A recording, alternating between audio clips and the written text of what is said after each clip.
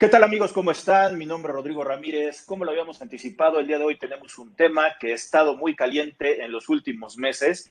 Esto de que si se amplía el plazo, no se amplía, que si tenemos ya reglas, que si ya teníamos un sistema, que la Secretaría del Trabajo, que si me van a hacer deducible, acreditable los movimientos entre las outsourcing. Y el día de hoy vamos a estar platicando de este famoso REPSE que pues ha generado cierta polémica por las pseudoautorizaciones en forma positiva, negativa, el que te piden mayor información, el que ya estamos a unos cuantos días para que se venza el nuevo plazo que dieron los senadores, guión también los diputados, para efectos de ampliar el plazo de entrada en vigor de esto. Y el día de hoy vamos a estar platicando con el contador público certificado Guillermo Mendieta, gran amigo y conocedor de este tema, auditor, contador público certificado, lo había comentado, y que sabe todo este panorama. Le ha tocado estar con varios clientes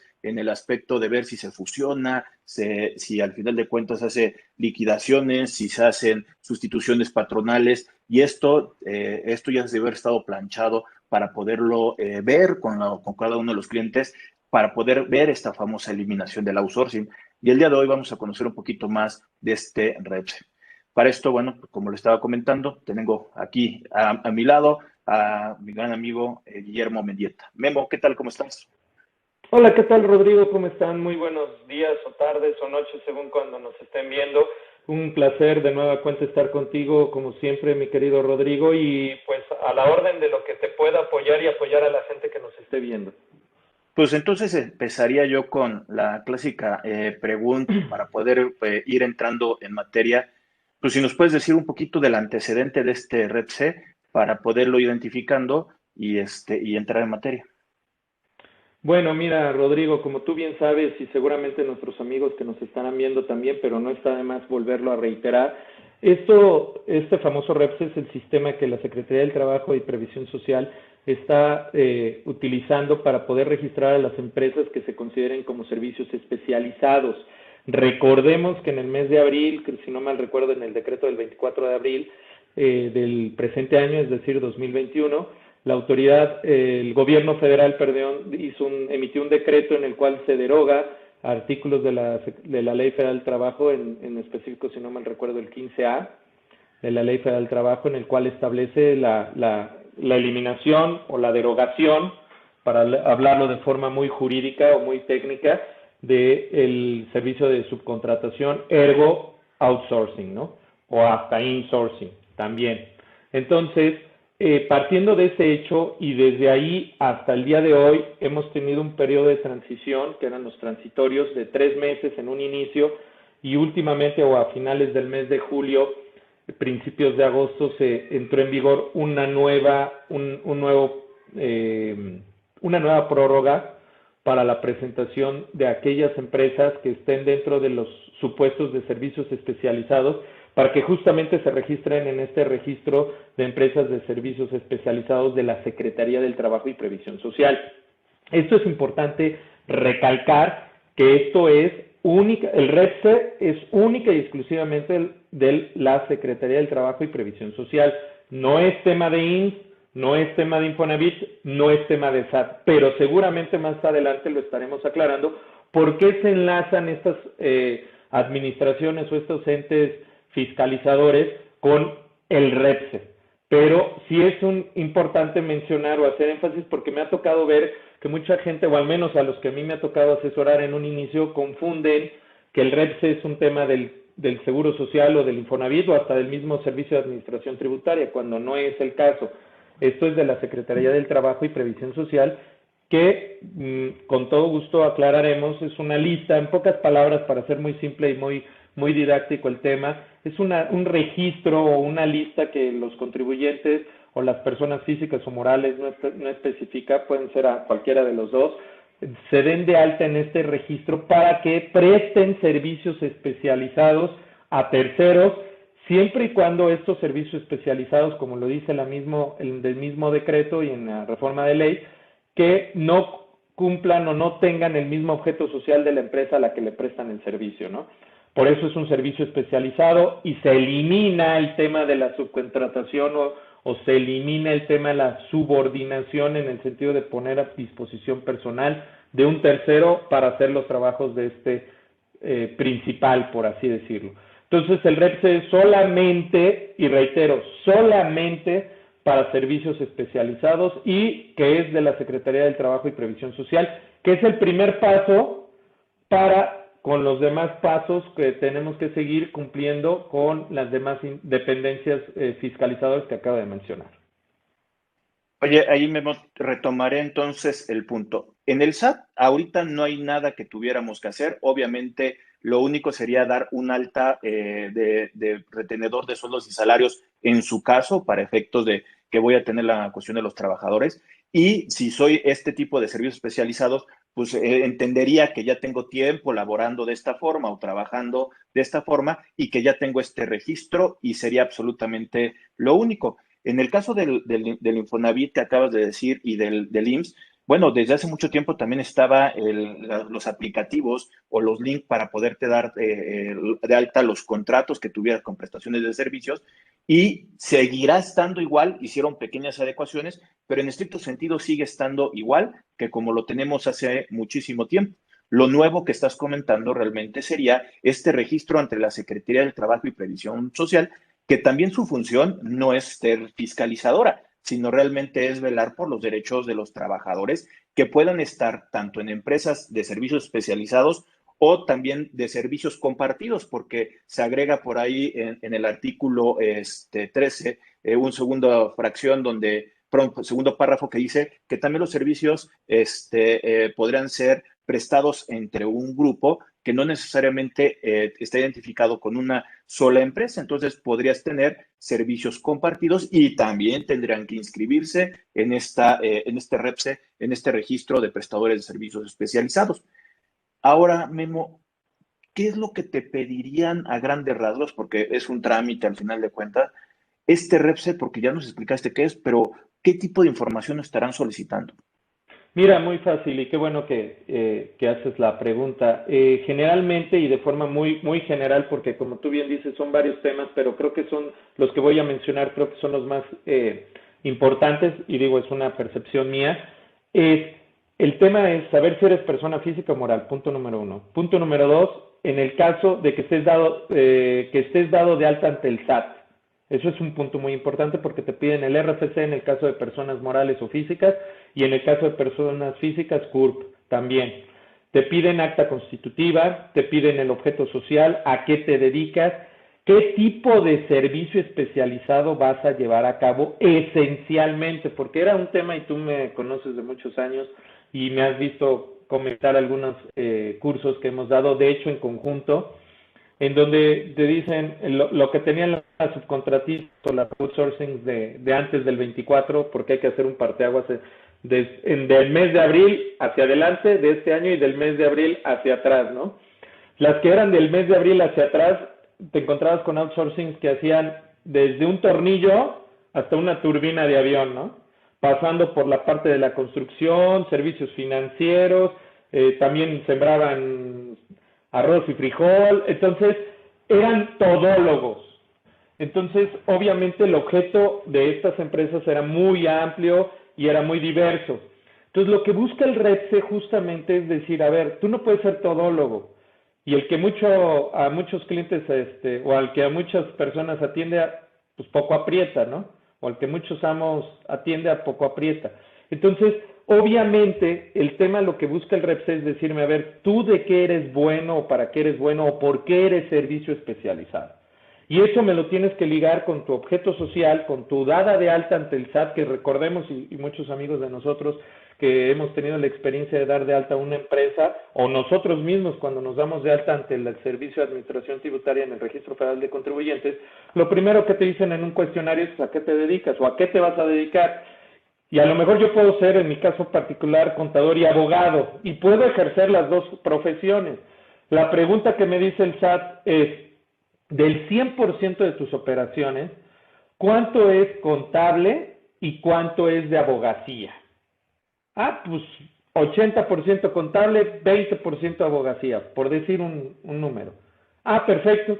Entonces, en esencia, tú te vas a dedicar o el 80% de tus ingresos van a venir de la contabilidad y el otro 20% de litigios o temas administrativos que tú puedas llevar a cabo.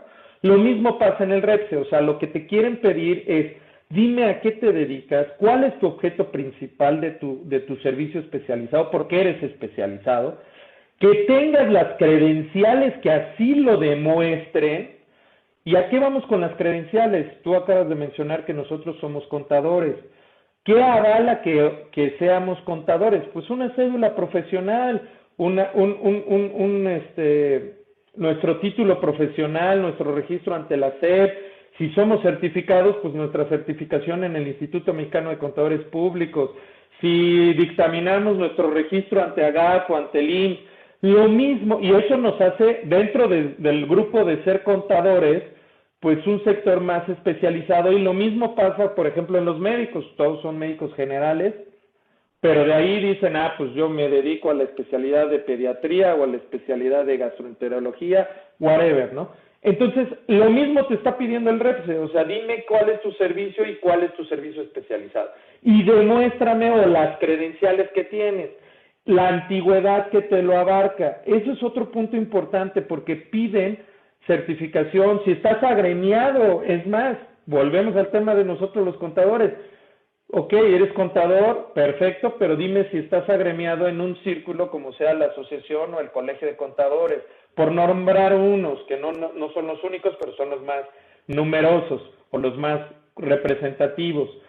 Entonces, justamente te piden eso para que entonces te vayan ubicando y localizando en decir, ah, pues Guillermo Mendieta o Rodrigo hacen servicios de contabilidad, cumplen con los estándares de calidad que marca un régimen, un código de ética, un código profesional, están registrados ante un instituto o colegio, están reconocidos ante el Servicio de Administración Tributaria para hacer este tipo de trabajo o ante el Instituto Mexicano del Seguro Social o Infonavit o contribuciones locales. En ese mismo ejemplo que nuestro día a día tenemos, y no de ahorita, de muchos años, mi querido Rodrigo, en nuestra profesión contable, es lo que está queriendo hacer la Secretaría del Trabajo para las diversas servicios que se pudieran dar o prestar a terceros, ¿no? Y eso es en esencia lo que pide el REPSE dentro del requisito. Y otro punto muy importante es que estés al corriente de tus obligaciones fiscales. ¿Y a qué me refiero con tus obligaciones fiscales? IMSS y SAT. Aunque ha habido unos comentarios ahí de algún funcionario de la Secretaría del Trabajo y Previsión Social de que el Infonavit pues no necesariamente tienen que estar al día, pero yo diría que sí. Y lo digo por un tema muy simple y muy sencillo. A lo mejor puede estar en el 32D, en el cumplimiento de sus obligaciones del IMSS y del SAT al día, perfecto. Infonavit tal vez no, pero IMSS y SAT al centavo. Pero si te cae una revisión, porque eso más adelante lo podremos comentar, pero me estoy adelantando un poco, y recordemos que la Secretaría del Trabajo tiene la potestad de hacer las revisiones laborales y del cumplimiento tanto a las empresas patrones como a los que se registraron en el REPSE. Y te revisa y te dice, oye, quiero ver el cumplimiento de tus obligaciones de los servicios especializados de Guillermo Mendieta y de Rodrigo, y resulta que pide el 32D del SAT, del IMSS y del Infonavit este es negativo, va para atrás, campeón, desde mi perspectiva, va para atrás en el sentido de que aunque tú estés registrado, y a lo mejor en el momento del registro no le pusieron atención al tema del Infonavit, eso no quiere decir ni te exime de que estés al corriente de tus obligaciones fiscales, y esas son en general. Entonces, tanto al que recibe el servicio especializado como al que lo da, tienen multas y multas cuantiosas, más aparte la no deducibilidad de los servicios prestados y el no acreditamiento del impuesto al valor agregado que te dé en la factura el servicio especializado. Entonces, desde mi personal punto de vista, tienes que estar al centavo y al corriente de todas tus obligaciones fiscales desde el momento en que te quieras dar de alta en el REPSE y hasta que termine esto, ¿no? Mira, déjame hacer también una puntualización de lo que nos acabas de decir, Memo, y lo dijiste. Hay que identificar primero si es una prestación de servicios utilizar trabajadores por medio de esta subcontratación laboral. Entonces hay que tener cuidado porque no todas las personas se van a ir a inscribir porque el tema de los contadores, pues prestamos un servicio, pero hay veces que sí ponemos ciertas gentes para poder hacer ciertas funciones. Dependiendo del tipo de servicio que estuvieras prestando, podría ser que te vayas y te registres o no. La otra que estabas comentando, nosotros podemos muchas veces tener una certificación que avale lo que estamos desarrollando con nuestra cédula, pero hay algunas otras profesiones que no tienen una forma de poderlo demostrar que son muy técnicas. Por ejemplo, puede ser vigilancia, puede ser limpieza, puede ser plomería, pueden ser de diferentes tipos de profesión que no necesariamente tienen un aval ni siquiera de una carrera técnica de algo aprobado por la SEP. Y justamente hace unos cuantos días, y al final de cuentas también lo estuvimos platicando tú y yo, Memo, estaríamos hablando que di una plática sobre la certificación de conocer. Ahí están las opciones para este tipo de prestadoras de servicios que sí están en una cuestión de outsourcing y que tienen que demostrar cómo se pueden dedicar, pues incorporando a sus trabajadores a este tipo de certificaciones de conocer, avalan que tienen los conocimientos y se convierten en especializadas, aún así no teniendo certificaciones profesionales o de profesionistas que pueden estar ligadas con la SEP. Y esto puede ayudar perfectamente para poder darlos de alta como lo estás comentando. Creo que eso también puede ayudar, ¿no? Totalmente, y digo, esa certificación de conocer tú y yo recientemente la acabamos de obtener. Justamente a la persona que entrevistaste fue nuestra maestra o nuestra guía para poder obtener la certificación. Y justamente es lo que ella nos platicaba o nos comentaba. O sea, nosotros como personas que damos cursos de nuestra materia contable y fiscal y de auditoría, o sea, estamos certificados para hacer un trabajo o estamos certificados porque somos contadores y hay una cédula que lo avala, pero no estábamos certificados hasta el día de hoy, no estábamos certificados para dar cursos de forma pedagógica. Ojo, pedagógica. Entonces, no sé cuántos años, pero al menos en mi caso, yo ya llevaba 10 años dando cursos tanto en el colegio como en otros ámbitos. Claro, dando, bendito Dios, se me prestaba, así como estamos platicando, el poder hablar con naturaleza y con franqueza y tratando y buscando de aclarar las cosas. Y eso me ayudó mucho para poder obtener mi certificado igual que a ti. Pero no todos tienen esa habilidad y hay que desarrollarla, y justamente el certificado de conocer te daba eso.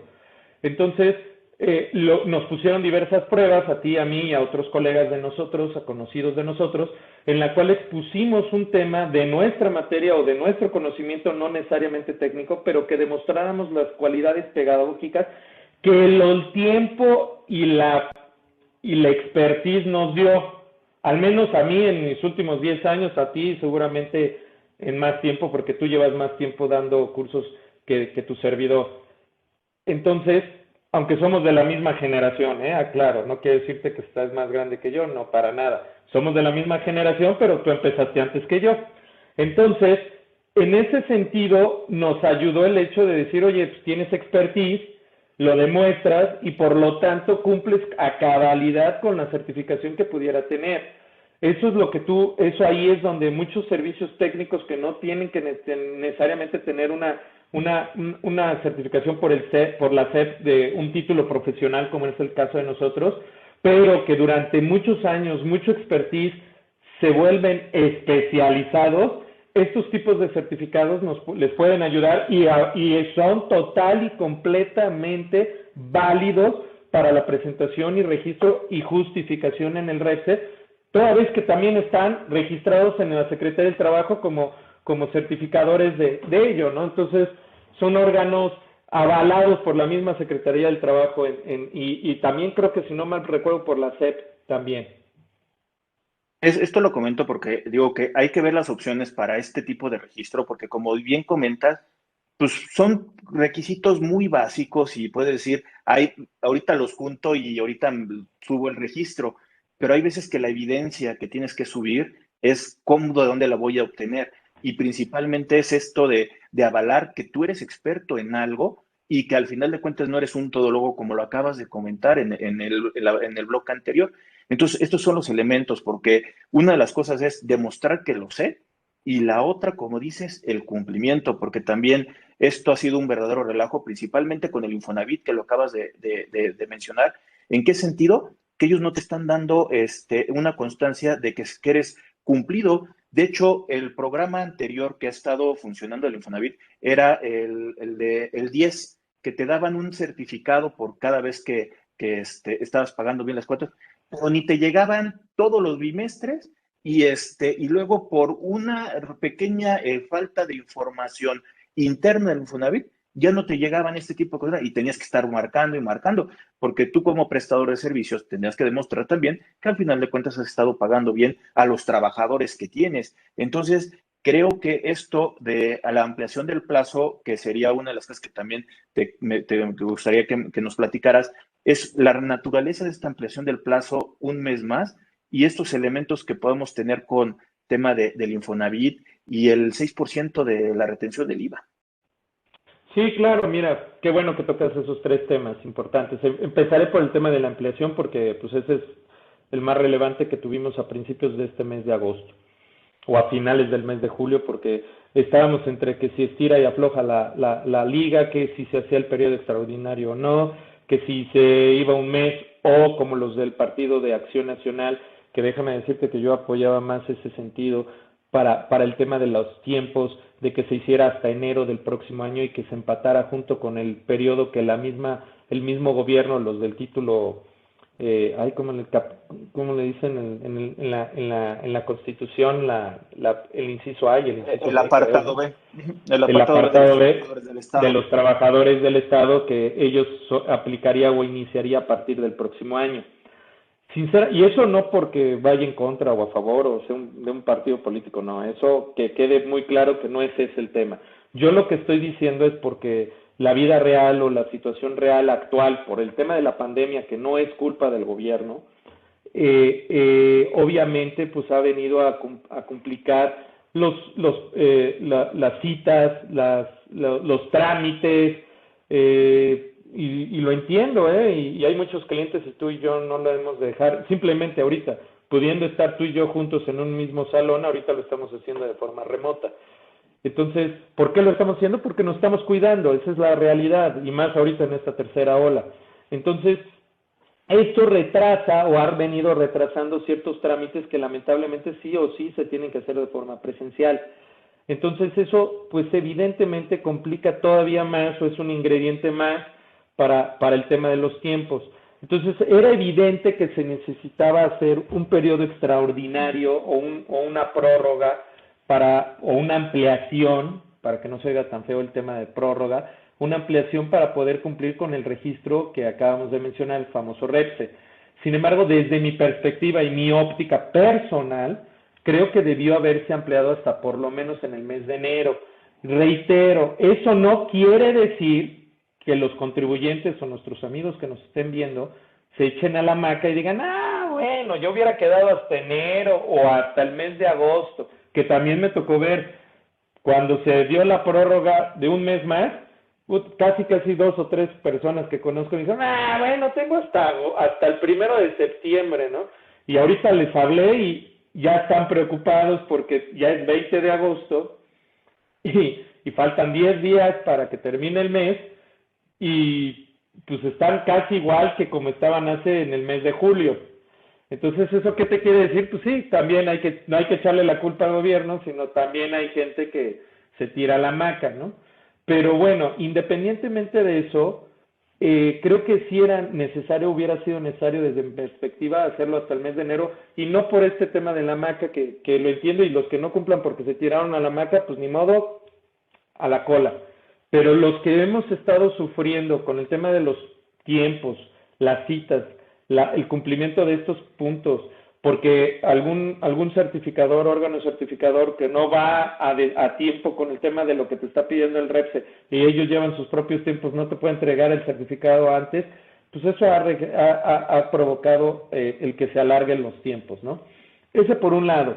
Creo que sí fue acertado, pero no del todo el ver que nada más fuera un mes, sino que debió haber sido desde mi perspectiva y punto personal de vista hasta el mes de enero.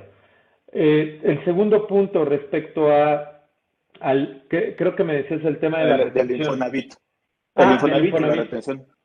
Bueno, el tema de Infonavit coincido con lo que tú dices, o sea, al final del camino son sistemas distintos, son operaciones distintas, en efecto, y créeme que, y hablo a título personal, créeme que yo también era de los que pagaba en tiempo y hasta antes del día 17 del mes mis cuotas obrero patronales de mi gente que trabaja en la firma, lo cual me llevó a ser una empresa de 10, literal, me llegaban los correos, pero había meses que me llegaban los correos y había meses que no me llegaban los correos. Y el uno, porque te lo quiero decir, sí, la verdad, a mí se me fue y no lo pagué el día 17, lo pagué después del día 17, pero pagué, oye, con actualización, recargos y multa, sí, lo pagué y cumplí como debe de ser, me tardé 10 días y lo pagué con sus respectivos actualizaciones y recargos, pues en ese momento, por una sola falta, ya dejé de ser empresa de 10. Y eso, pues digo, pueden ser muchos factores. En mi caso en particular, pues sí, la verdad me fui de vacaciones. Discúlpenme ustedes, también quería tomar algo de días de vacaciones después del trabajo intenso. Pero, no preví eso. Pero, pues así pueden ser otras cuestiones, y por ese simple hecho pudieras no ser de 10 y entonces pues no cumplir con un requisito. Tan es así que por eso la Secretaría del Trabajo y Previsión Social dijo, ok, no consideremos el del Infonavit, pero sí el del IMSS y el del SAT. Sin embargo, vuelvo al tema, eso no quiere decir que en una revisión o una posible revisión de la Secretaría del Trabajo, del IMSS, del Infonavit o del mismo SAT, para el efecto, hablando del SAT, para efecto del cumplimiento de la deducción y acreditamiento del IVA y SR, te puede pedir todos estos cumplimientos de tu proveedor especializado para decirte si es procedente o no la deducción. Y si no lo entregas o no se lo pediste al proveedor especializado, o si se lo pides y el proveedor especializado cae en mala cuenta de que ese día no cumplió porque igual que Guillermo se fue de vacaciones y lo pagó posterior y lo pagó pero en el sistema no se ha replicado por las razones que gustes y mandes, o problema en que te estás metiendo. Entonces, eso es importante de estar dándole seguimiento a este tipo de situaciones. Y el tercer punto que comentabas, el de la retención del 6% del IVA, pues mira, hay una interpretación que, como bien tú dices, el SAT todavía no se ha pronunciado. La verdad, me ha sorprendido mucho que el SAT se ha mantenido al margen de todas estas situaciones. Es más, el IMSS sí hizo algún comentario que ahí levantó revuelo cuando se aprobó la reforma se aprobó la prórroga o el plazo, que se amplió el plazo, en un acuerdo técnico del IMSS se publicó. Sin embargo, el SAT no dijo nada, Hasta el día de hoy el SAT se ha mantenido al margen porque él sabe que debe de ser muy cuidadoso con este tema en particular. Sin embargo, ahí entramos a una interpretación de que si algunos deben o no retener el 6% del impuesto aún todavía, o hasta que entre en vigor el tema o el conclusión de esta prórroga que se ha dado.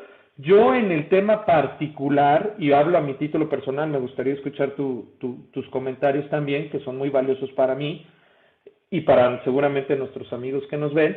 Yo creo que todavía seguiría el tema de la retención ahorita hasta que no termine en el mes de septiembre. O sea, termine la prórroga en agosto e inicie en el mes de septiembre, donde entonces ya no tendrías que estarle reteniendo. Es mi interpretación, porque al final del camino todavía estamos en el periodo de transición. Aunque hay otros colegas que tú conoces, como el buen amigo Álvaro, que él dijo, no, desde el 24 de agosto ya no debes de retener, porque en ese momento, el 24 de abril, en el mes de abril, disculpen, en el mes de abril del 2021, cuando se publicó el decreto de derogación del tema de subcontratación, en ese momento dejaron de existir esos beneficios que estaban establecidos en la ley del impuesto del impuesto al valor agregado, de la retención del IVA del 6%, y por lo tanto lo que era mayo, junio, julio, agosto, ya no debiera retener el 6%. Yo prefiero irme con una interpretación más o menos radical. ¿Por qué lo digo? Porque si tú dices, oye, pues yo desde mayo, junio, julio, agosto y hasta la fecha y en adelante no debo de retener al que me preste el servicio especializado, esté o no dado de alta en el REPSE, yo ya no le retengo porque se derogó. Yo prefiero retener y pagar que al final del camino retenerlo de ese prestador de servicio y pagarlo para que no sea un cuestionamiento que me haga la autoridad fiscal si voy y pido mis saldos a favor de IVA o me cuestione mi acreditamiento de ICR, mi acreditamiento de ICR. ¿Para qué? Para que diga, bueno, yo pagué, retuve para que no me pongas un pero en mis devoluciones de IVA. Y ya en el mes de septiembre, si la persona que me prestaba el servicio no se dio de alta en el REPSE, ahí sí corto relación alguna con él, para que entonces no ponga en peligro el tema de mis deducciones. Pero en el plazo que todavía estábamos transitorio, creo yo que la retención es un punto importante de prueba para poder justificar el acreditamiento y la deducibilidad del impuesto correspondiente. No sé tú qué opines, Rodrigo. Sí, concuerdo contigo, Memo, en el sentido de que para mí el decreto en los transitorios te establece que te iban a dar 3 meses más para poder entrar en vigor lo que serían en temas formales IVA, ICR y para efectos de deducibilidad y la cuestión de acreditamiento.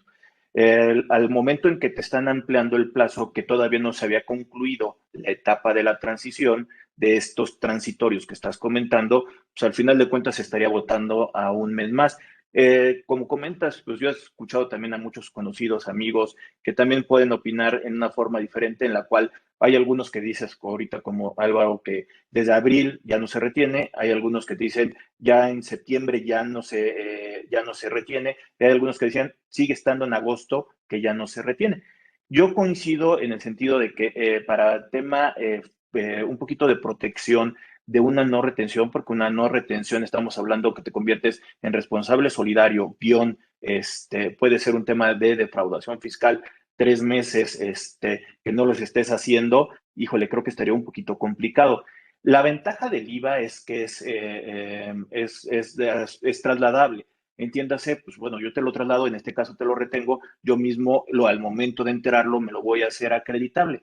Pensaría que es muy transparente la cuestión del IVA. Entonces, si lo haces o no, traía su propia repercusión de que si la autoridad te cacha, estamos hablando que estarías en problema. Pero yo creo que por lo menos así es lo que estoy yo entendiendo. Al SAT no le interesa tanto esa retención del 6% del IVA al ser un tema trasladable. Por eso es que yo creo que tal vez no se ha ido ni sacado ningún criterio, ni tampoco ha hecho ningún comentario al respecto. Pero yo sí me iría a que por lo menos hasta el 1 de septiembre se tendría que efectuar la retención. Bueno, 31 de agosto sería el día correcto para efectuar la cuestión de la retención.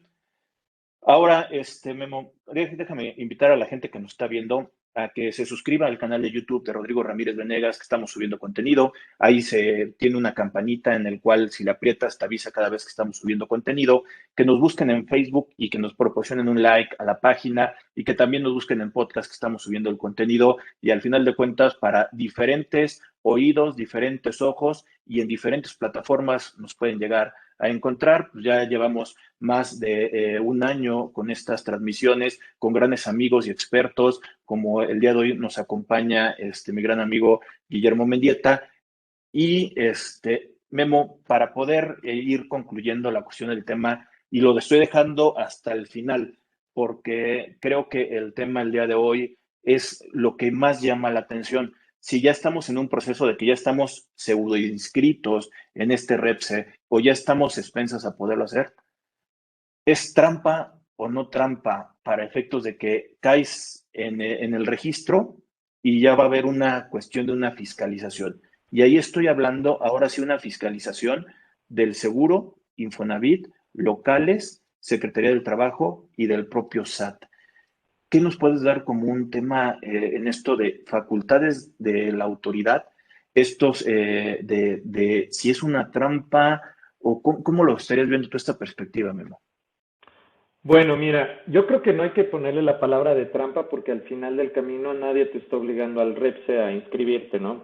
Si tú te estás inscribiendo es porque tú das una prestación de servicio especializado y al cliente o a tus clientes potenciales que puedes dárselo, pues te lo van a solicitar. Entonces, no podemos decir que es trampa porque al final del camino nadie te está poniendo una pistola en las sienes para decirte regístrate o no, ¿no? Entonces tú lo haces de voluntad propia. Ahora, de hecho, ahí en un periódico de circulación nacional recientemente salió una entrevista que le hicieron en un foro, bueno, en El Economista, que le hicieron a un funcionario de la Secretaría del Trabajo y Previsión Social hace 1 o 2 días, en esta misma semana.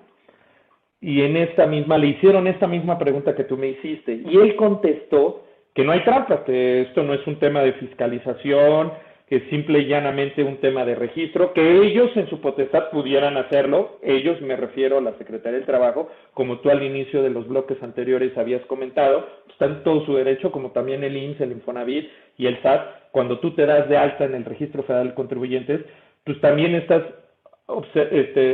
dándote de alta para obtener derechos, pero también obligaciones. Y en ese derecho y obligación, la misma autoridad tiene el derecho de pedirte en algún momento de su vida, claro, debidamente fundamentado y motivado. Ese es un principio constitucional, que todos los requerimientos que te haga una autoridad deben de venir debidamente fundamentados y motivados. Y entonces cualquier autoridad, y no necesariamente INSAT, Infonavit, cualquiera, que tú hayas inscrito, que te hayas dado de alta de forma voluntaria, y en ello te implican esos derechos y obligaciones, pues te puede ir y pedir cuentas de lo que quiera. Bueno, no de lo que quiera, de lo que necesite, debidamente fundamentado y motivado. Esos son los principios y pilares. Si no lo hace de esa forma, entonces es un abuso de autoridad. Pero no nos metamos en eso. Supongamos y pensemos que es debidamente fundamentado y motivado, entonces la Secretaría del Trabajo, Previsión Social, puede pedirte o revisar cualquier cosa. Entonces no es ninguna trampa, simple y llanamente es el requerimiento del seguimiento de ello. Ahora bien, vamos a pensar realistas. Tú y yo ya sabemos mover el abanico desde hace por lo menos 15 años y sabemos cómo está este negocio. Y si tú fueras funcionario de alguna de estas secretarías o estas autoridades y te pidieran, oye, necesitamos ver el tema de la fiscalización de cómo va, y tienes una base de datos, porque estas son bases de datos, para poder empezar a revisar que todo se esté llevando de forma coherente y correcta conforme lo que tú habías pensado, pues sería un poco iluso pensar que no se va a utilizar también para esos fines. No ahorita posiblemente, pero en un futuro sí. Y tan es así que yo les pongo un simple ejemplo de la vida real. Hace, si no mal recuerdo, yo cuando empezaba mis pininos laborales en el año 2000, 2001, 2002, yo estudié en el 2000, empecé a estudiar en el 2000 y terminé la carrera en el 2005, 2004. Pero en el 2003, 2002, yo ya empecé a trabajar y trabajaba por una firma de estas Big Four.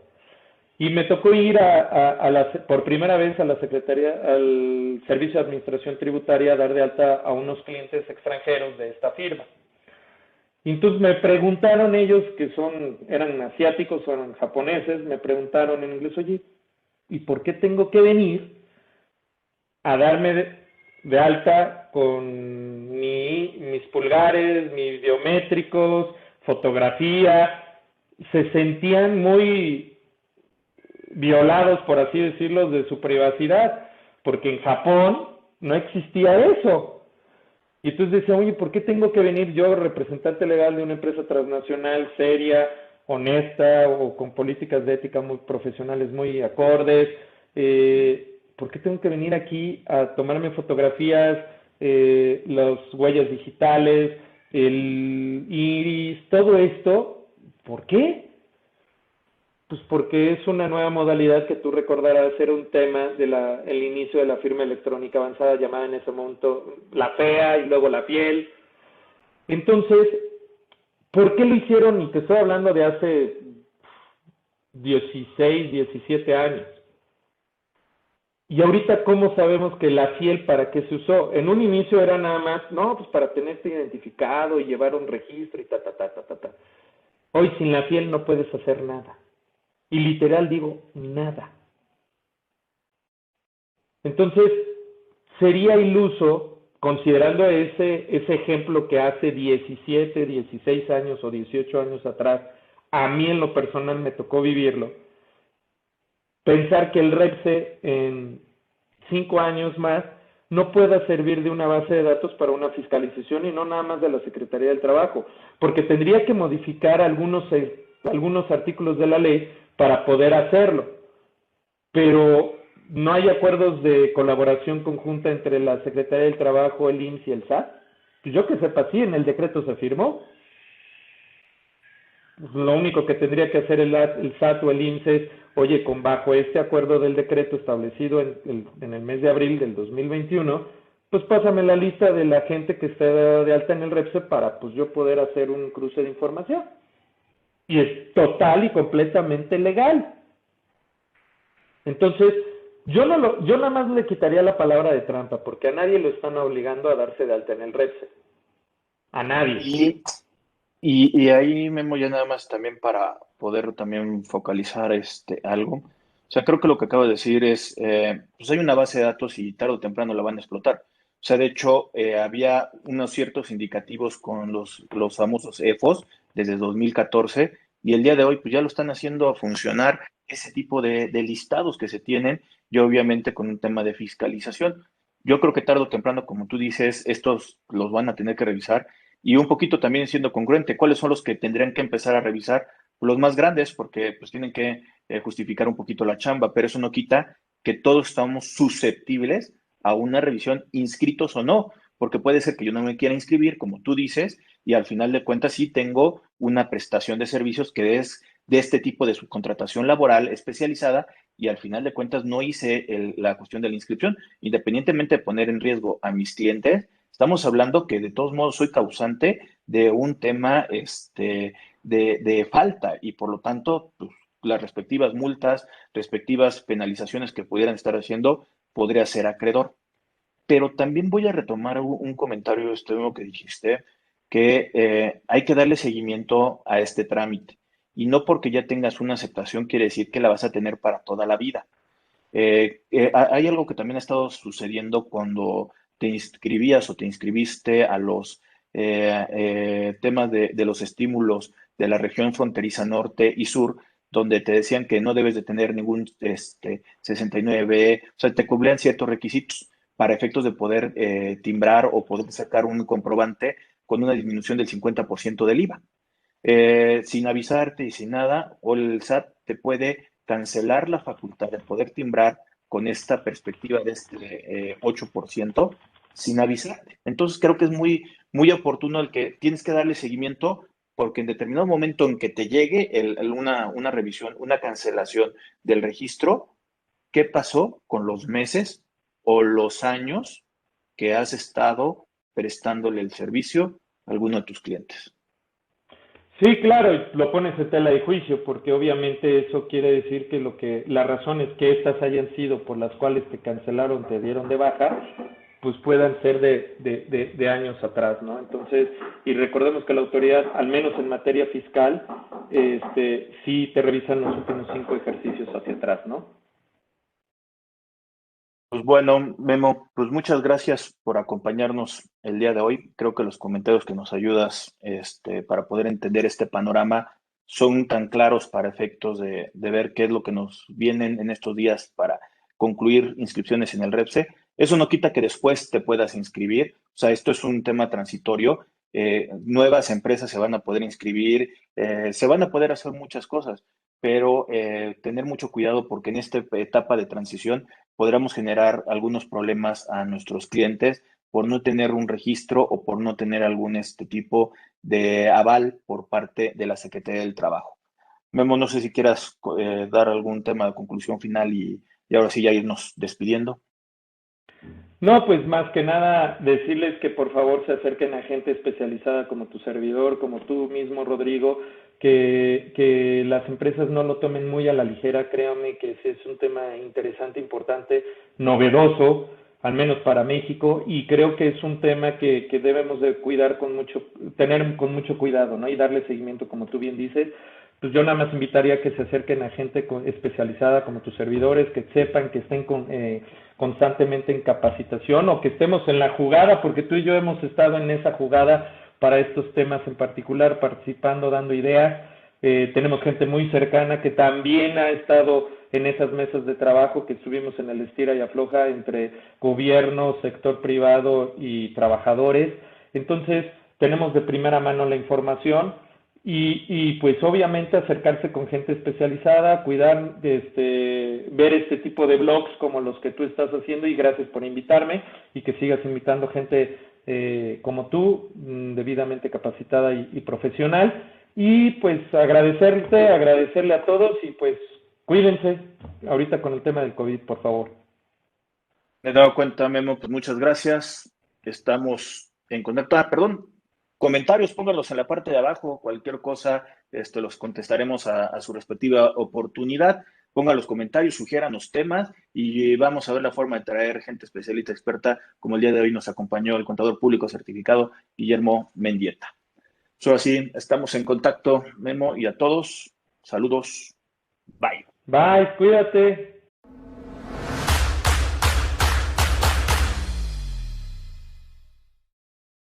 Si llegaste hasta aquí, te pedimos que te suscribas al canal de YouTube de Rodrigo Ramírez Venegas y también que nos apoyes dándole like a la página de Facebook.